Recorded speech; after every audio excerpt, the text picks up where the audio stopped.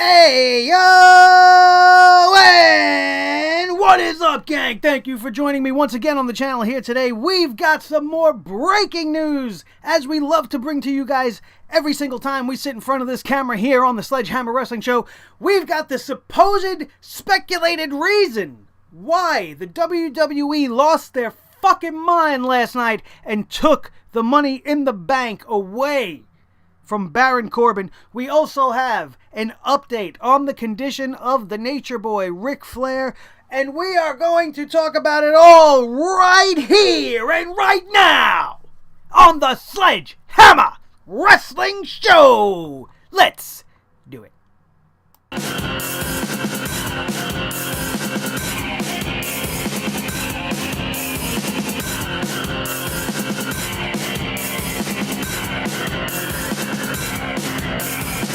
Sledgehammer Wrestling Show.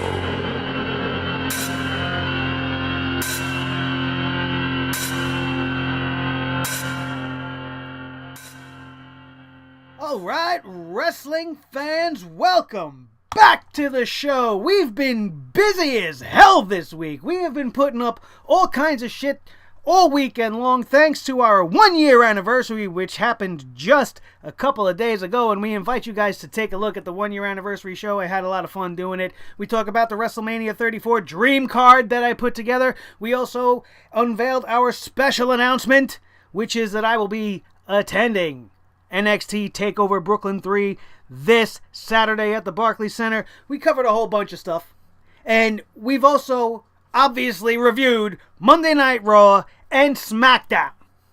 And I'm so fired up that I'm forgetting to introduce myself to all of you guys. As far as I know, most of you watching this know who the fuck I am, but for any of you new people that have stepped up and joined us here on the show, my name is Nick Nightmare. This is my little buddy, the World Heavyweight Champion of Microphones, Blue the Snowball, and we are here to bring you the news like we do here on Sledgehammer TV.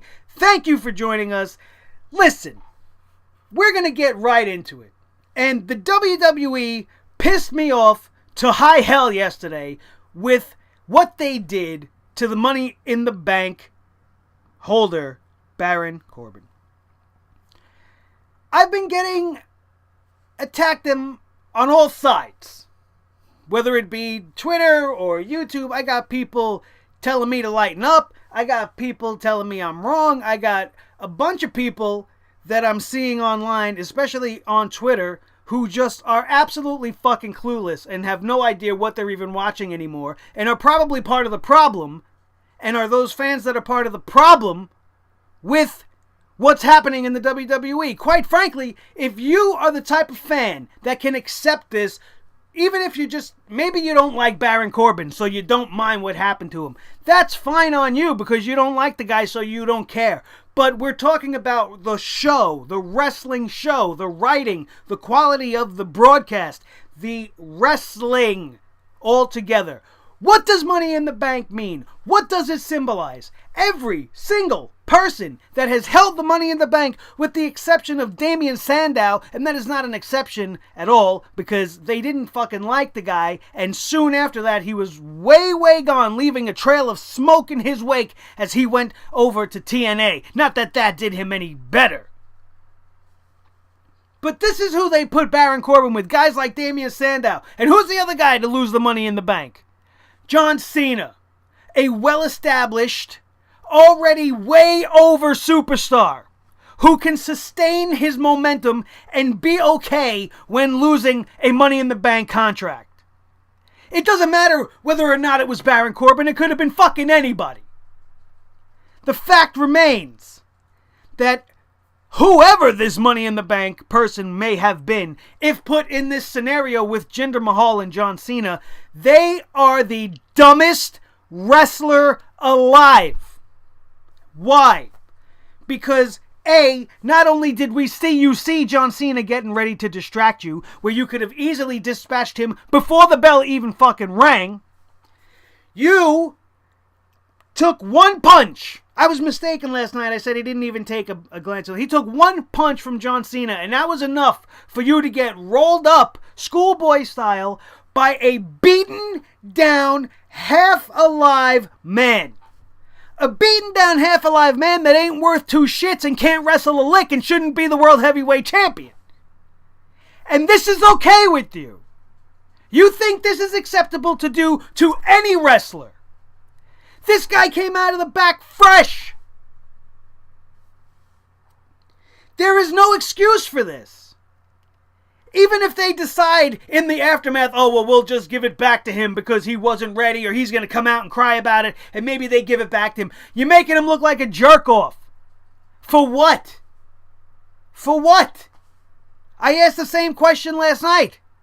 And today we got some rumors, and I fucking hate rumors in this scenario because rumors are 50-50. You can't really go with them as the definitive source.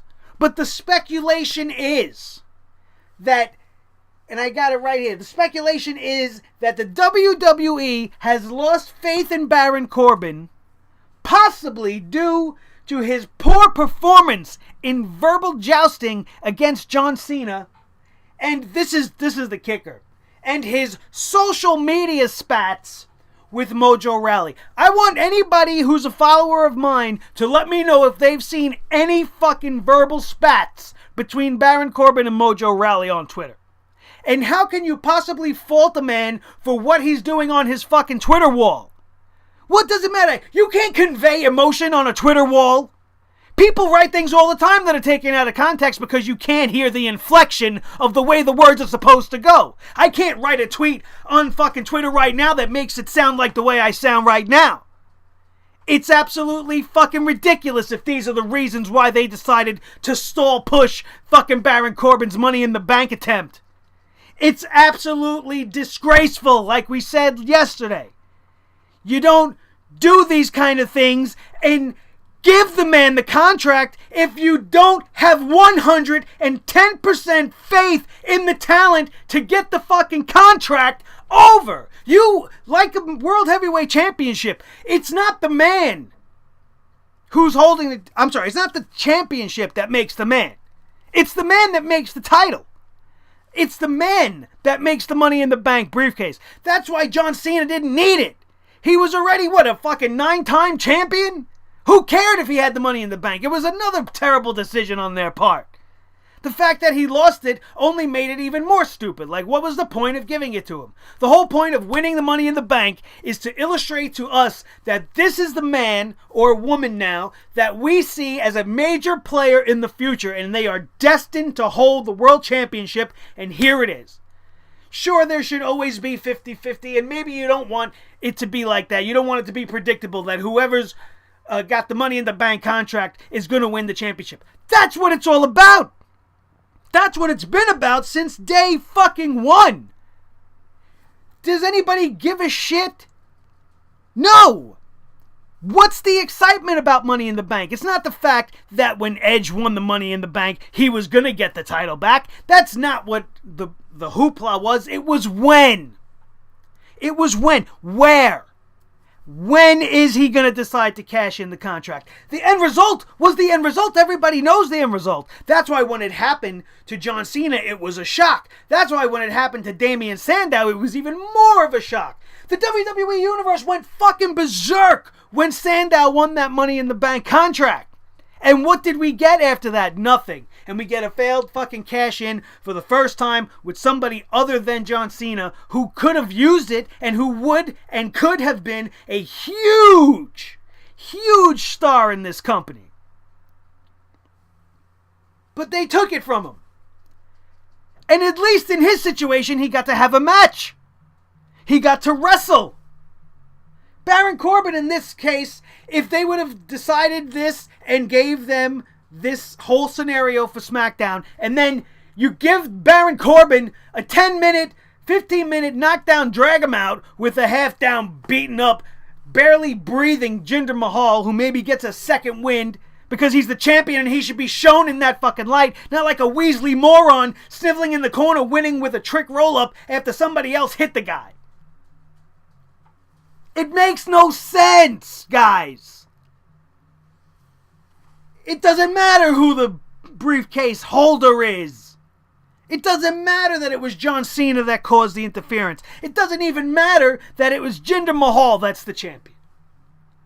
The scenario, the way it was booked, the way it was written to go down, is an absolute disservice. It is a miscarriage of justice in the world of pro wrestling, and it is a slap in the face to you and to me and to everybody in that arena. What is Money in the Bank? It's one of the biggest moments of the year when they decide to do this.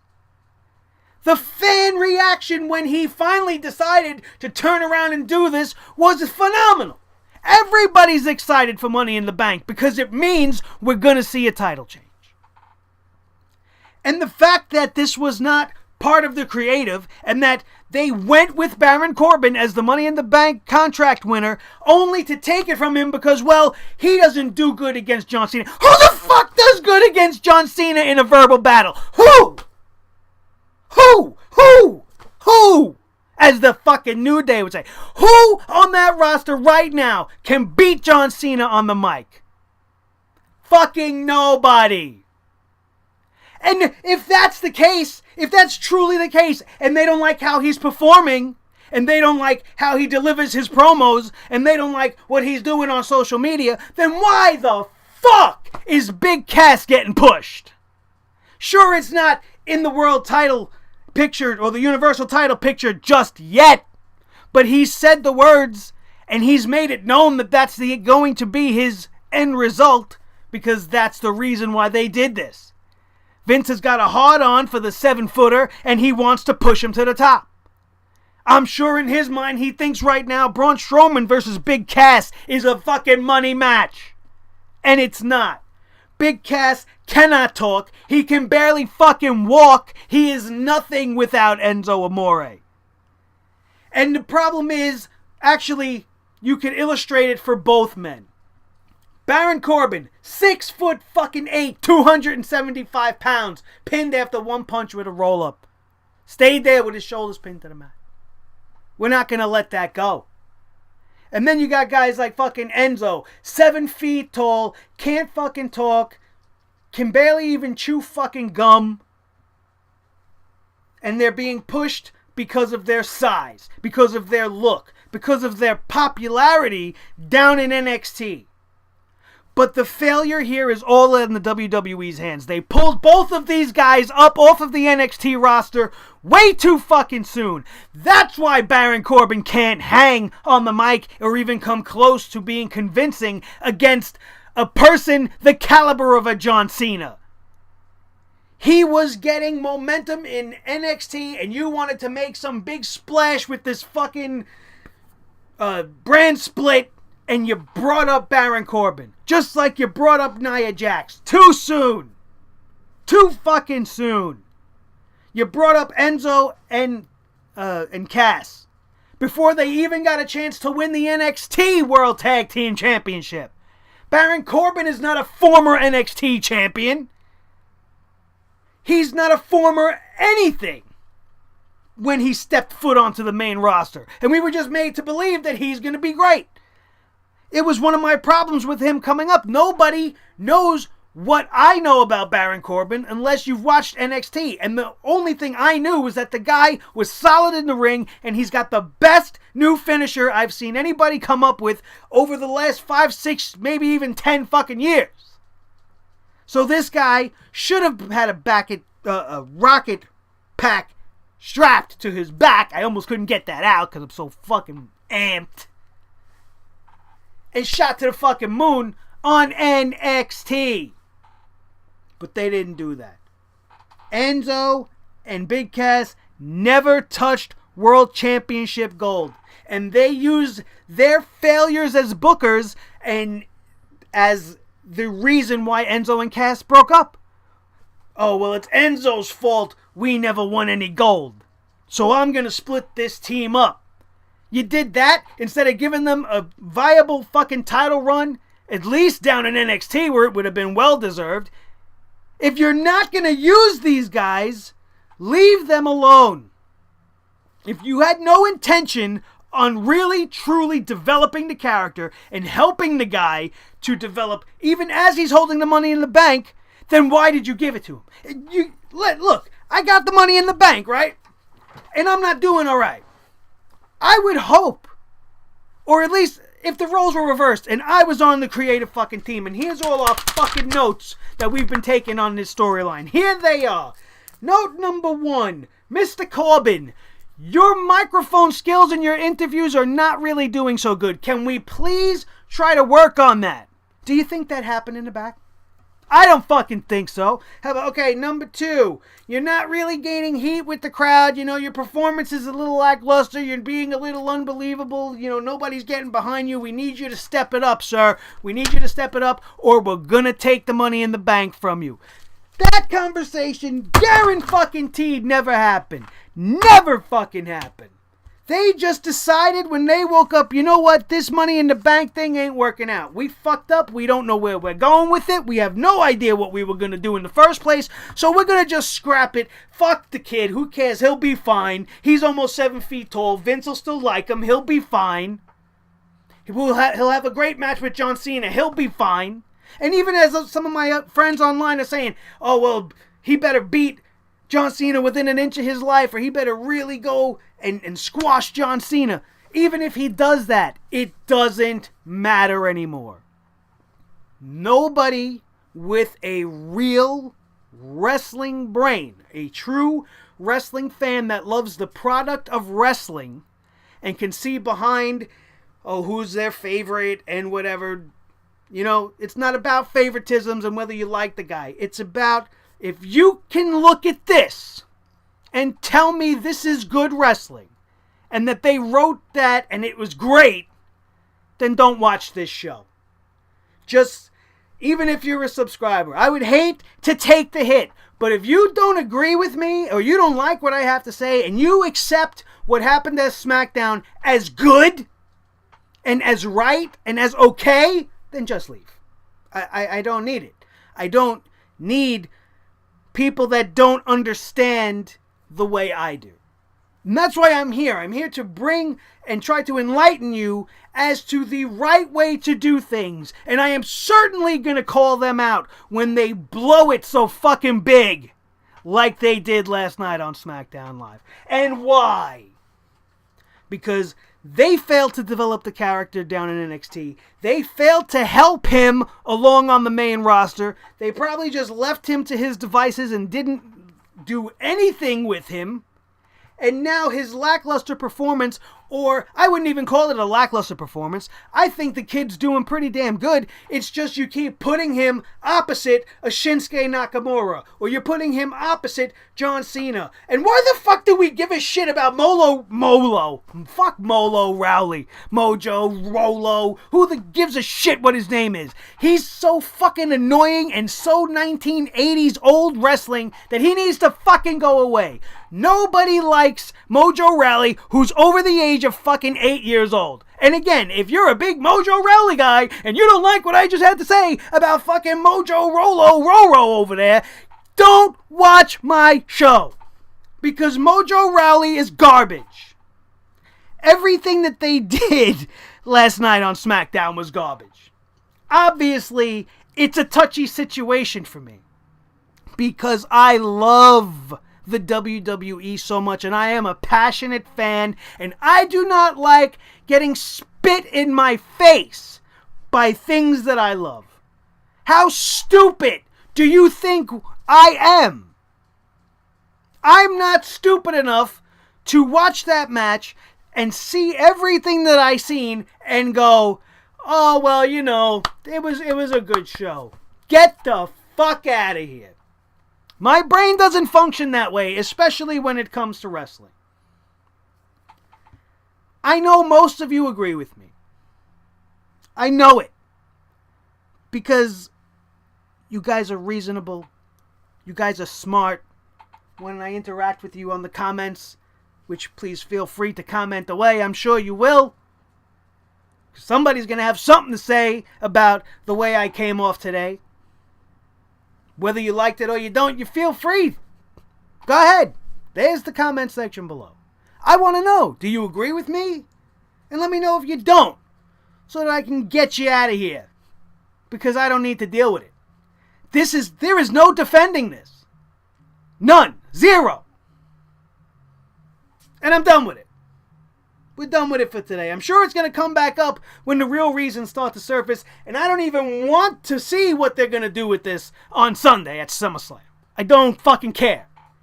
It's pointless. Even more pointless than it was before this happened. Cena versus Corbin. For nothing. You literally could have taken this situation and put it up for grabs right there. John Cena versus Baron Corbin, Money in the Bank on the line, and then you make fucking Cena win if you don't want Baron Corbin to cash it in. Now you've made the SmackDown main event infinitely less interesting. Because there's no Money in the Bank looming in the background that could ruin the night for Shinsuke Nakamura, who is walking out of the Barclays Center the new World Heavyweight Champion. Just like how we know the Demon's showing up. Why be excited? We already fucking know he's going to be there. Why not let us sit here and go, oh, and let us here on YouTube get all pissed off and be like, oh, here we go. Another Finn Balor versus Bray Wyatt. Why would they do this? And let us get our fucking panties in a bunch and then stick it in our ass when we go to fucking Barclays Center or we're watching on our couch and the Demon comes out and makes this an unbelievably more interesting and better situation. Surprise us. Kick us in the face that way. Because that's a good feeling. That's good excitement. It's genuine, it's real, it's surprise. If you know that you're having a surprise party and you walk in the door, you're not going to be fucking surprised. So we're walking into the Barclays Center and we know the Demon's going to be there. We know Nakamura's going to win. We know Brock Lesnar's going to win. Especially now as the Barclays Center fucked up and tell the world that the Universal Champion Brock Lesnar is going to be at the Barclays Center on Monday night. How do these things happen? Lapses in judgment. Gaps in brain power. Help me understand, because I don't. That's going to be the end of it. Monday night after Raw, we were supposed to get a table for three. Featuring Sting, Ricky, the Dragon Steamboat, and of course the Nature Boy Ric Flair. And obviously, the WWE Network decided to pull that show that night due to the sensitive nature of the Nature Boy being in the hospital. And we want to update you on that situation, and maybe it'll help me cool down because I feel my blood pressure rising. And let's take a sip of this right now without spilling it all over the place like we did in that other video. You know what I'm talking about. Spill free. We're doing all right. We're coming down off the anger and the hate, and we're getting back to being great. Great, great, great. Because that's all I want to be. So, back to the Ric Flair news. Ric Flair's fiance took to the internet and social media, thanking everybody for all of their support, but unfortunately has notified us that Ric Flair is not out of the woods yet. He still needs a lot of our prayers and hopes and wishes as he is experiencing multiple organ problems. And that sounds way more serious than she's intending. I mean, to just highlight it as multiple organ problems, you know, in my brain, that's fucking bad. You know, you can't tell the world the reality of the situation. She apologized to us all because, or to her family and friends rather, because she's been unable to answer the phone because she's just been so emotional. These are things that are leading me to believe that Ric Flair is in much deeper water than we all were led to believe initially.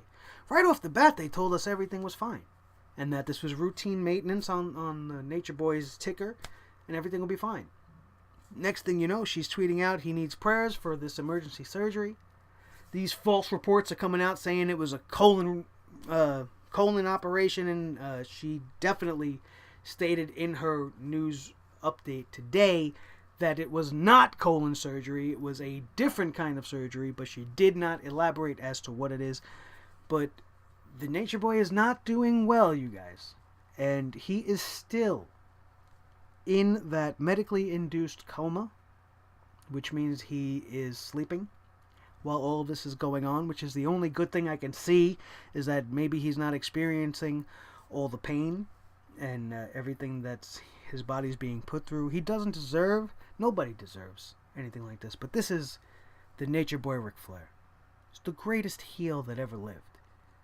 The greatest wrestler that ever lived. Without Ric Flair, we don't get Shawn Michaels. We don't get Triple H. We don't get guys like Edge. And even further down the line now to this day. It's a terrible situation. And I really, really, really want it to take a turn for the better. And want some good news to come out of here. And something for us to let out a little sigh of relief. Because you can't. We have to hold our breaths right now for the Nature Boy, and send a little prayer to whoever it is that you pray to, because we need all hands on deck. I don't care which God you serve, because all gods should be good gods, correct? So plead to whoever it is you do, and ask them to look down on the Nate and get him the hell out of there, and let him pull through from whatever this multiple organ problem situation that seems to be getting worse by the minute instead of better.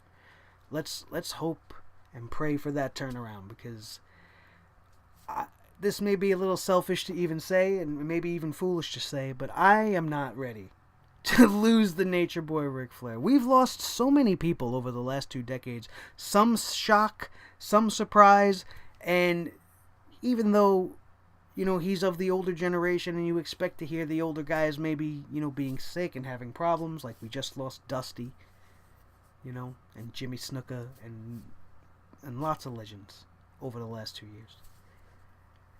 I don't want to add this name to the list. There are just a few names that would hurt too hard. It would be terrible to go through. And as a fan, to have to feel that way, I can't even imagine what his family might be going through, being that this was just a sudden thing. He was complaining about stomach problems. They brought him to the hospital, and now we're here. So it's been an incredible 48 hours for the family of Ric Flair, and God, man, please, just send a little love that way to the Nate and his family. That's pretty much it, you guys. Talk a little bit briefly about one thing that we glanced over on SmackDown. I don't think we talked about the fact that they, being the WWE, have seemingly began to move Lana back into the managing role. She's started to kind of pump up Tamina and say that under her tutelage, she's going to make her ravishing and she can teach her to crush, and that a couple of months from now, or maybe a couple of weeks from now, Lana will have her ready to truly call herself the SmackDown Women's Champion. And initially, I don't have a problem with this so much, because that's where Lana needs to be. They want to leave her on the managerial side of the ropes so she can undergo a little bit further training. Obviously, they still have high hopes for her in-ring career. I do not follow those hopes, especially after what I've seen. My biggest hope for her would be that Rusev gets involved and tries to help her, because Rusev is great. He can offer her a lot. He can show her how to be something a little bit different. He can probably bring a lot more to her character, even as a wrestler, if you kept them as a unit, especially if she's going back into the managerial thing. Let her manage Rusev and Tamina. Maybe even then give her a tag team. Let her be a manager, because that's what she was good at. She looks great in all her little suits and her get-ups and whatever she's been doing lately. I didn't like her in the early years. All my best friends could tell you that. I hated her with her bun head and her Russian voice and her little man suit with the little skirt. thing, I just wasn't feeling it. But once she kind of started to go away from that, and I hated the Dolph Ziggler thing. Nobody liked the way she looked in acid wash jeans. That just didn't need to fucking happen. And I've erased it from my mind. But we needed to talk about it right here. Because right after that, when Lana went back to Rusev again, I started to get a little bit of a different appreciation for her. And I started to come around as a manager and as a fan. I started to enjoy Lana and Rusev, the duo. And of course, here we are. Lana's not with Rusev. Rusev's not with Lana. They're both on the same show, but they're going to ignore each other even though they're fucking married. They're going to pretend that didn't happen. And we're going to make her have a girl version of Rusev. We're going to make Tamina the girl Rusev. And I'm pretty sure I fucking said this on a show when they first started this whole thing, that that's probably the better way to go about this. Let her manage Tamina. Get Tamina over.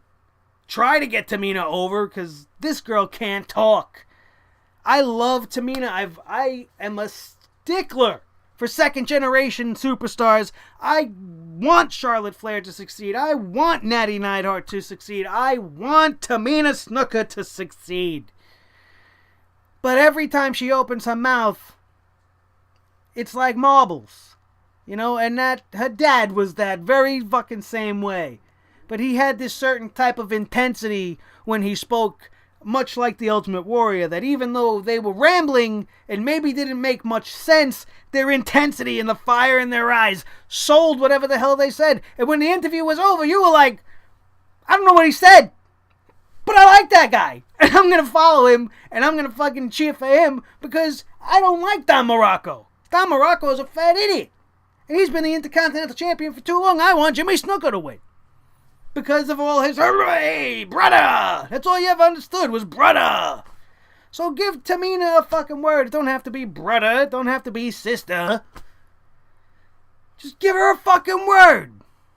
Crush! But that's Lana's word. Whatever. We'll figure it out. It looks like it's going to turn out better if you ask me. And hopefully we never see Lana in the ring again. Because although her outfits were nice, and she's pretty to look at, I don't need to see her pretending and doing her best impersonation of All Red Nothing, Eva Marie, who thank God she's gone, but now we're getting a blonde version. Let's not do that. Huh? Can we not? Please? That's it, you guys. Thank you so much for this little quick breaking news and updates. Pretty much updates. We're updating all the situations on the Money in the Bank nonsense, and then the Ric Flair situation, which is very touchy and very, very hard for me to deal with. And I want the Nature Boy to kick out, baby. Kick out at 2.9, like you most famously used to do. Have us on the ropes, get us all dramatic, and then pop back up and be like, hey, where's my mimosa? And where's my Rolex? Because I need to know what time the show starts. Thank you so much for watching, you guys. I love you so much. Don't forget to hit that like button. Smash it real hard. Thumbs up for me. If you are not a subscriber, don't forget to do so. Hit that subscribe button. Become part of the family. Hit the notification button so you don't miss a fucking thing. We got a lot more coming to you guys this week. We have NXT TakeOver Brooklyn preview and predictions. We got our SummerSlam preview and predictions. We're going to have an NXT Give Me 5 going up, where I tell you my 5 biggest NXT disappointments of all time. And no, Bayley is not on the list, although she should be, but she's not. And I can tell you why when you watch that show. I am Nick Nightmare. This is Blue the Snowball Microphone. Don't forget to check out everything else on the channel this weekend. All the reviews are up. Everything is there for your viewing pleasure.